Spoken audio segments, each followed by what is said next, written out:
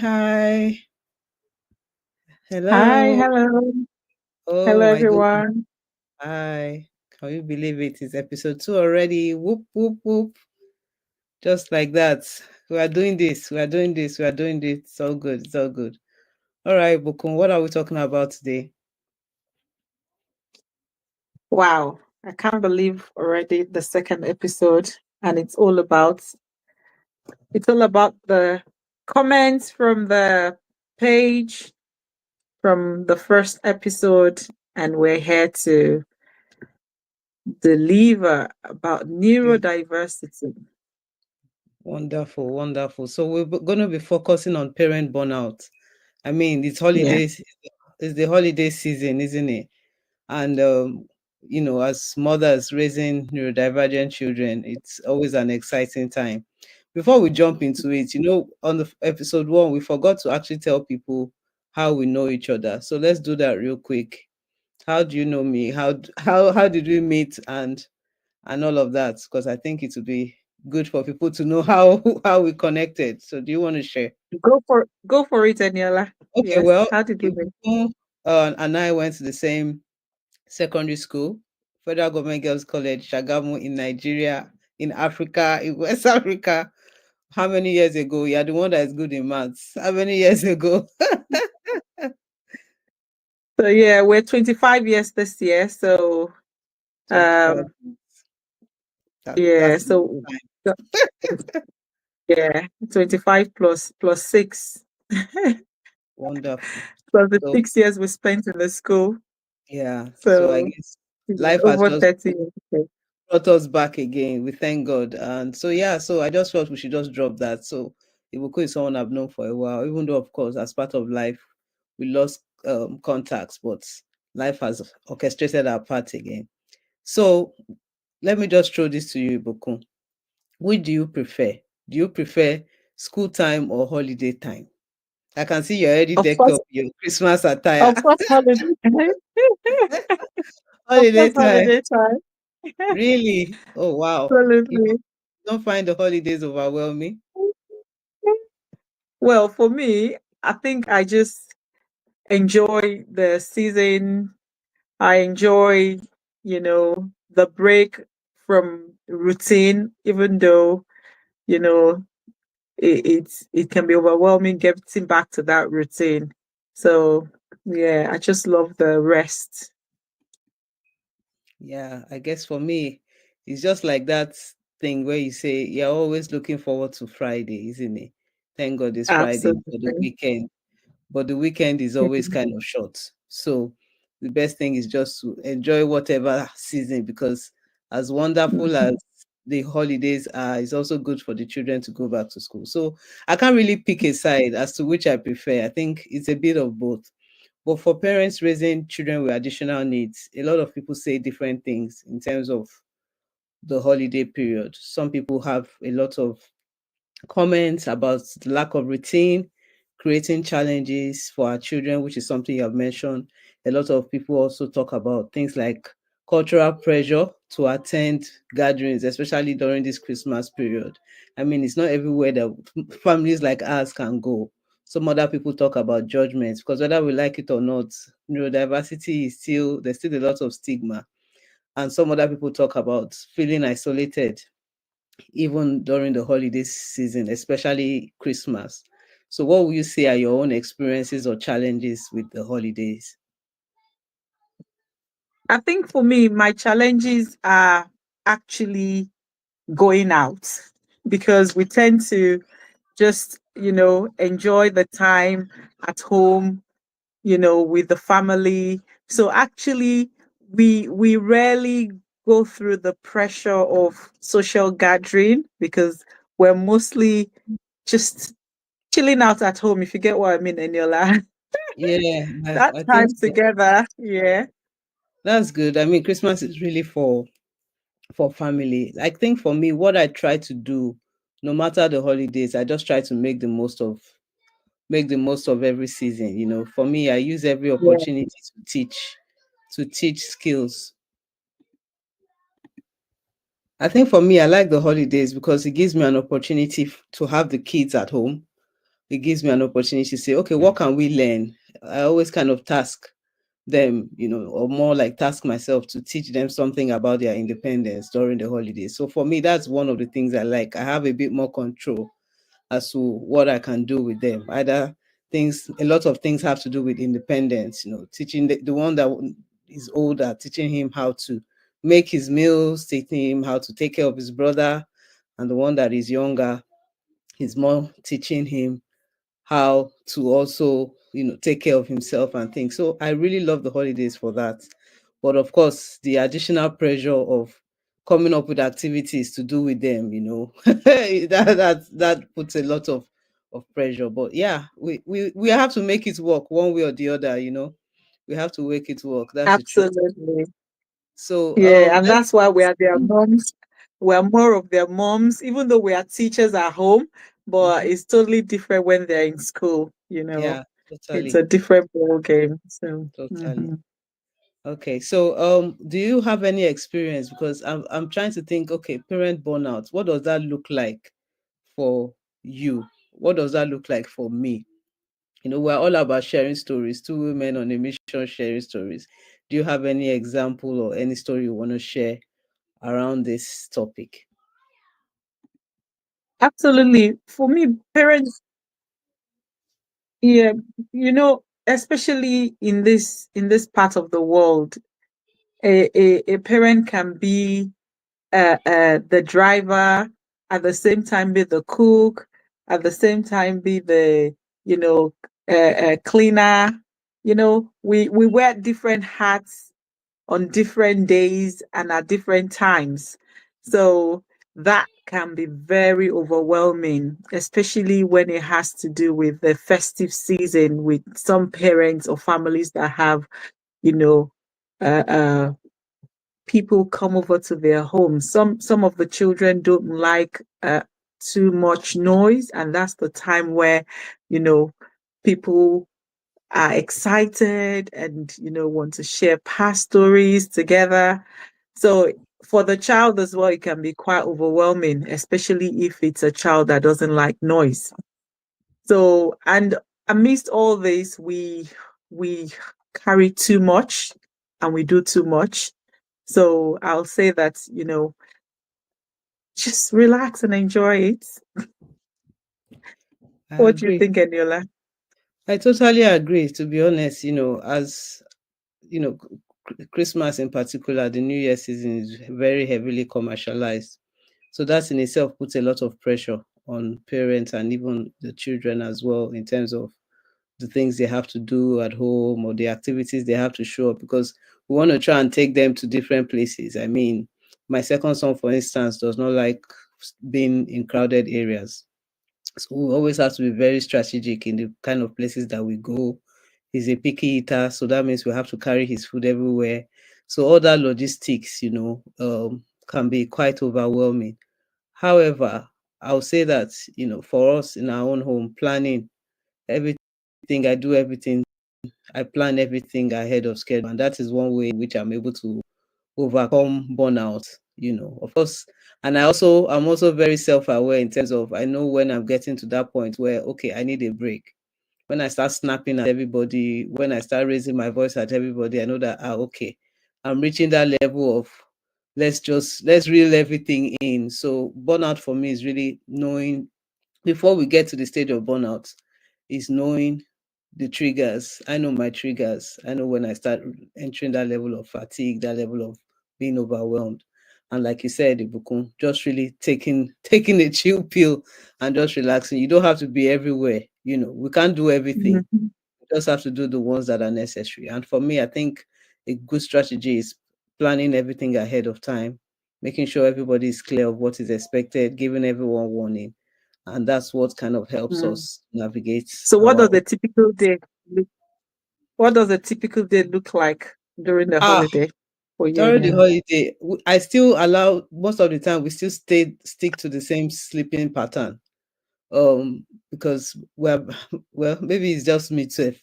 I have my own I'm very very schedule oriented, so they still go to bed at the same time, they still wake up at the same time, s- more or less at the same time as school. but the only difference is what they are doing. On the day where we are going to be at home, I try to make sure that they have things that they are doing, constructive, not to not, a bit of flexibility, because I still want to keep their brains active. So I try to, no matter what holiday, even if it's not all true, I still want to get their brains active, sign them up for classes. The one that is doing coding is doing coding. The one that is doing his, letters and writing is doing it. So we incorporate some of that just so that they don't lose that routine that comes from school. And I think that's what helps in terms of when it's time for them to go back to school. It's not like it's a massive change, because they're still waking up the same time, they're still sleeping the same time. And if it's a long holiday like the summer, they actually have a proper Monday to Friday, they have a proper schedule,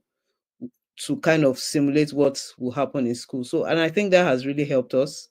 That has really helped us. The only difference is they're not going to school, but more or less it's still the same timetable that they are keeping to, just that the activities are different. So that's what works Hmm. for us. That's great. Well done. Yeah. I mean, there's no pressure. Everyone will do what works for them, I mean, for some people it's a time to just relax, like a proper downtime. But for us, we do a downtime, but we still keep it structured, kind of thing, yeah. Mm. So that's what a typical day looks like. What's a typical day for you? What does it look like For me, when a the typical day during the holiday is obviously everyone gets to sleep, more sleep. So, necessary? so anyone that exactly anyone that wakes up early, you're on your own, honestly. I cannot relate. We still wake up early. No, really, it's whatever So works for each yeah. family, to be honest. I mean, if that's what works Mhm, for you, that works for you. I guess for me, mhm, it's just mhm, changing my own sleeping pattern. It's not something that is easy to do, So I guess I've just imposed my own way on the children, but it has worked, in that when it's time to go to school, we don't have to now start correcting so many things, So that's what has worked mhm, for us. I know. Let's think in the context of our own community. I mean, we are Black Africans, living here. A lot of people, burnout means different things for different people, especially in the context of raising neurodivergent children. Some people have, we mentioned the stigma. The stigma still exists. Some people are still very okay with just keeping themselves indoors without having to go through the mental stress of showing up, in different places. Because, to be honest, let's be honest with ourselves, it's not everywhere we can take our children. That's the truth. Especially if your child, your neurodivergent child has sensory sensitivities, or, like you mentioned, doesn't like noise. In my own case, does not like crowd. It's not everywhere that you can take the child to. So sometimes, to mhm, avoid that stress of trying to shalaye to people, or when you go out, you don't know how the child is going to react in that environment. Some people would just rather lock up. Whatever works, but it's good to create memories. It's good to create mhm, memories. There has to be some safe places that people can go. I mean, we are Africans. We are a community-oriented people, so I think, irrespective of whatever difference your child has, you still need to have a life, isn't it? What do you think? absolutely, absolutely, honestly. And I think, like we usually make reference to, we need to start to turn the labels into, our own personal praises. Mm-hmm, How you hear what people say matters. It goes a long way. And how mm-hmm, you interpret it in your mind as well. It actually goes a long way, especially this day and age where mental health challenges are, as high as a blood pressure can rise.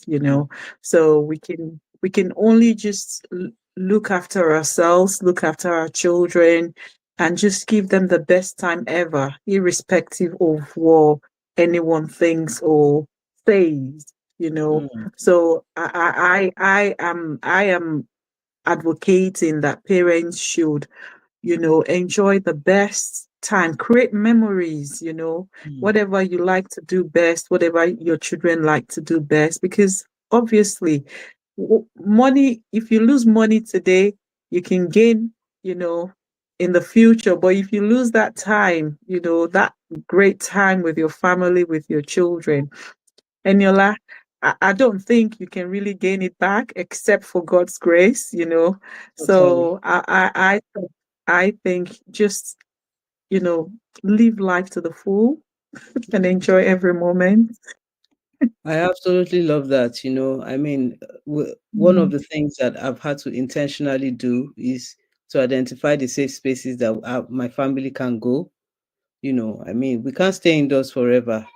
Identify safe spaces, look for environments that provide the right sensory input for your child. And even if we cannot stay, if you are going for an event and it's 2 hours, if you go there for 1 hour, if it's 1 hour the child can tolerate, that's still something. And one of the things I've had to, exactly. yeah, I mean, it's better than not going. Or you go to a restaurant, you identify a restaurant that the environment will be suitable for your child if your child has different sensitivities, you know. So we just have to, like you said, make it work. And I think for me, if I want to give an example, like I've had to be very intentional about, for a faith-based person that I am and my family is, even down to church, identify the best church environment for my children, that considers a lot of things, because this episode is not about inclusivity in church, but we cannot run away from it.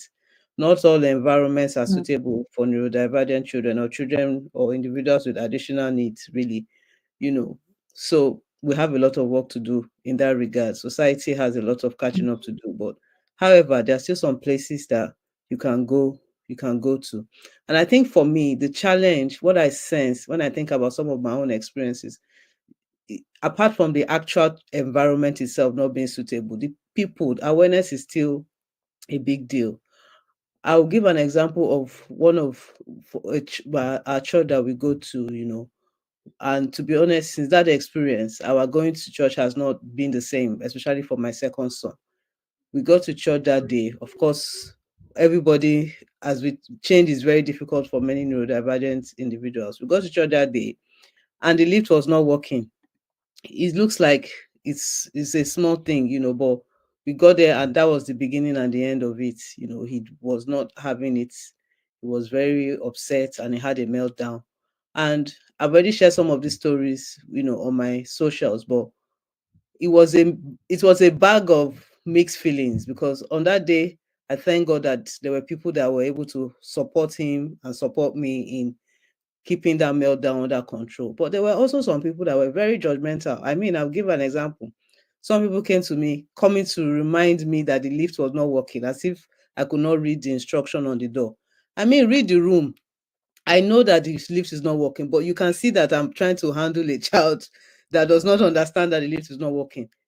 That is not the time to come and be reminding me 1 million times that the lift is not working. I can read. Do you understand? So it is those kind of pressures that makes people just, you know what, I'm not even gonna bother, But being the big head person that I am, as mhm, upsetting as it might be, when people don't get it. I mean, you see a parent trying to control their child, trying to, pacify the child. That they are coming to remind them that is not, if you don't have anything helpful to say, why don't you just stay back? Don't come and add to the person's problem. And it is those kind of challenges and those societal expectations that I would imagine that families would also want to contend it, and people and provides justification for why they want to stay back at home anyway, because not all environments are mhm, conducive, not all people are conducive. So it's like, what's the point? Let me just stay in my safe space. But we must create memories. There has to be a yes. few places that we can go to. If you cannot stay there for Mm, 6 hours, at least you can do 1 hour, because whether you like it or mm, not, these children need to have experiences. They need to create memories. You need yeah. to create memories as a family. You have to take pictures, you have to take videos, we might not be the perfect family, but at least you want to have something to refer to in the future. So that for me, Absolutely. it's, and I'm sure a lot of people have wonderful things to say, and it would be great to hear other people share their stories about this, because that experience in itself was a major burnout period for me. I got home, in fact, from there, from the church, I was already crying, but thank God for people, that were my sister, that was able to help, the church staff that were able to help.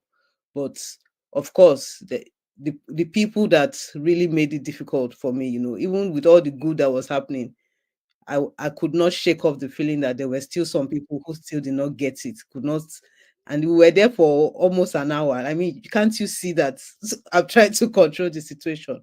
But on this journey, you cannot dwell on such things. You just look at the good. For me, I took a lot of lessons from that. I took a lot of good from that, because it could have been worse, but as with everything on this journey, you keep it going. Tomorrow is another day. Joy comes in the morning. By the next Well, day, it's another day. That's it. by the next day, you feel Mhm. better. So yeah, so I think, yeah, let's start trying to give people some more. I even though we're talking about a sensitive topic, but I think we should still put some cheer, because you're already in the holiday spirits. I love it. You're always very intentional like that, Ibukun. I just show up. I just show up. But yeah, it's it's always good to have people that that bring the vibe. It's always good to The bring the vibe. vibes, yes. Maybe we should just summarize that segment on, okay, how I think we've already shared a lot of tips about how to cope with parent burnout, but is there anything that you want to add, Ibukun? Yes, I'll say, as a mom or even as a dad, you need to listen to yourself and know how you're feeling. If you need, to self-care, please do it. If you need to take time out, you need to we need to listen to our minds, we need to listen to our bodies, because our bodies speak to us, because most of the times we keep going, we keep on, doing what next, what's planned. And before we joined this live session, Eniola, I was watching random, things that popped up on my phone. And it was about people just falling down and not Wow. knowing they had heart problems. Wow. So I'll say, listen to your heart, listen to your gut. I have been trained to know that we have three, you know, brains, three types of brains. And it's the brain itself, which is in the head brain. We've got the heart brain and the gut brain. So we need to just make sure that all these three are speaking to us and we are listening actively. And like Eniola said, we've got to be intentional, about making sure that we enjoy the moments and we don't burn out this season. It's very easy, whether mentally, financially, or even spiritually, no matter what, aspects of life you turn to find that power or that inner strength. Please make sure you listen actively. I think if we go with that in this season, even with our relationships, let's just be present, and do what you love doing most, what you love doing best, and leave I, some for us as well for the new year. I totally agree with everything you have said. I mean, as I mentioned in episode one, Ibuku is a wellspring of wisdom. So everything she says, do it. So for me, in terms of coping with parent burnout, we've already kind of said most of it. Is really recognizing your limits. I think for me, that I'm very big on that. Knowing when you need to take a break, recognizing that you cannot do everything. You just prioritize what is important. Do I really need to attend this event today? I don't feel like it. Do I really need to be at this place today? I don't feel like it. Just finding out prioritize what is important, you know. and don't judge yourself. Do the best. You are doing the best that you can. I mean, you are navigating a very unique parenting journey if you are raising children with additional needs, neurodivergence or otherwise, So give yourself grace. And I think for me, I'm just very big on this. Don't try to do it yourself. For we African mothers, many of us we like to be superwoman. It's Mm. good to be superwoman, but recognize that when that super And that super needs to go and sleep. it, You it's in go the and movie. sleep. Oh, there's no superwoman There's no anywhere. It's in the superwoman movie, in the anywhere. cartoon. I know it's a cartoon.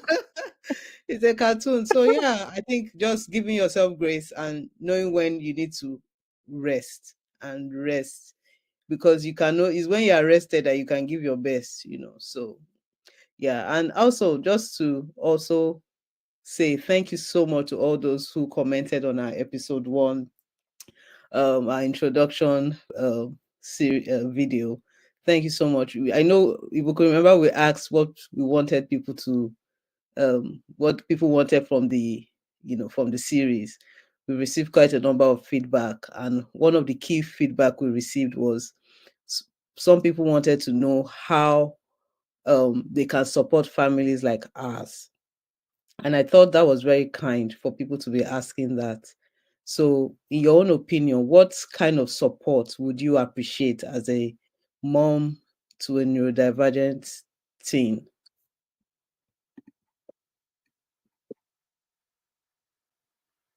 Honestly, let me just pour my heart to you for offering the support.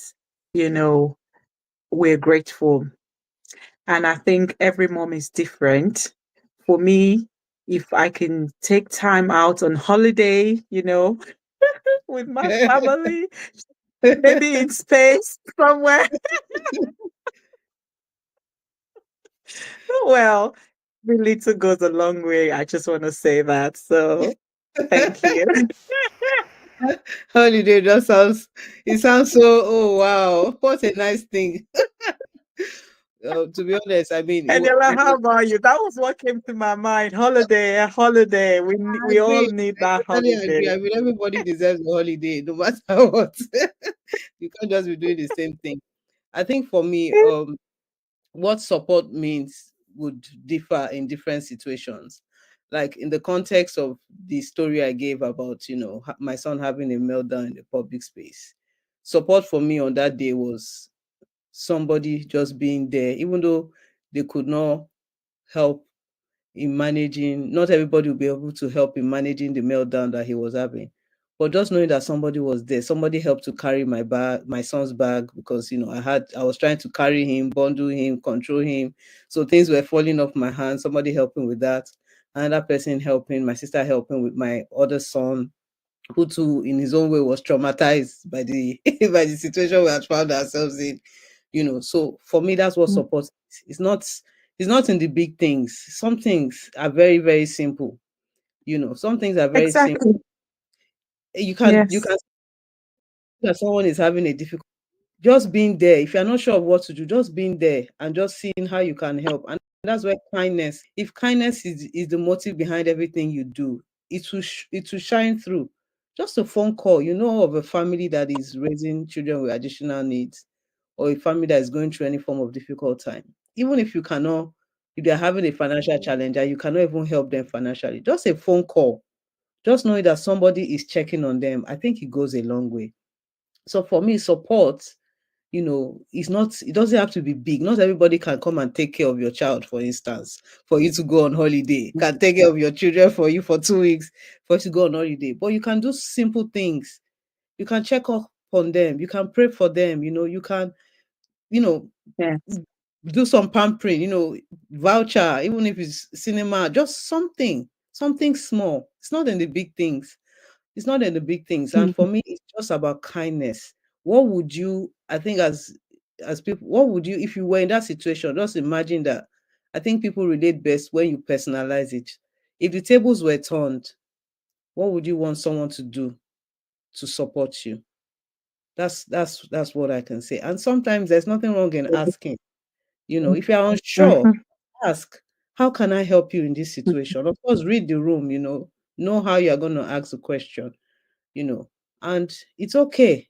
It's okay, even if what they're asking for is, I mean, if the person comes around and says they want a holiday, you might not be able to pay for a holiday for that person, but you can give an encouraging word, you can give a hug, you can take them out for a cup of coffee. All those things go a long way. And that for me is how we can Absolutely. support families like ours. And another way to support is actually awareness. Be knowledgeable about what neurodiversity is all about so that you're not too shocked when you see certain things happening. Because if there's awareness of what it means, of how children or individuals, the challenges that they have, to put Mhm. you in a situation where you are able to help. So yeah, Mhm. that's all I have to say. So we have to start wrapping up now. This is the holiday season. Absolutely. So what do you have to say? What do you have to say to our listeners and our viewers? First of all, I want to say thank you for sparing your time to join our conversation today. Please like, share, comment, and what does it take you to subscribe as well? Just a, Yeah. you know, just Just click. a click. I love it. I'm sure everybody's gonna know. Thank Is you. gonna be expecting this from you every time now. Just like you did with the first episode. I think for me, it's just really thank you all. I mean, we always aim for a 30 minutes conversation. And I hope something we have said, Mm, has resonated with you today. For me, I just want you to have a very, very wonderful holiday. And we are looking forward to seeing you in 2026 by the grace of God, God sparing our lives. However, you choose to spend your holiday, have the best time. There's no competition. yes. Do you? Mm-mm. If you're like Ibukun, you want to stay at home and sleep, sleep. If you're like we and you want to you want to go out, anyhow you want to do it, but just do you and have the best holiday. Yes. Do you to Until the next full. time, Yeah. it's bye for now.